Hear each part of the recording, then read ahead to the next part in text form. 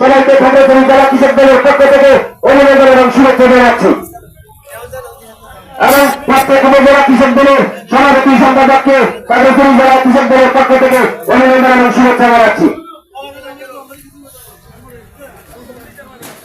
এই পর্যায়ে সংক্ষিপ্ত আকারে বক্তব্য রাখার জন্য অনুরোধ করছি খাগড়াছড়ি জেলা কৃষক দলের সম্মানিত সাধারণ সম্পাদক, কেন্দ্রীয় কৃষক দলের সহযোগিতা কৃষক সম্পাদক মাননীয় চাকমা চাকমাকে সংক্ষিপ্ত বক্তব্য রাখার জন্য অনুরোধ করছি।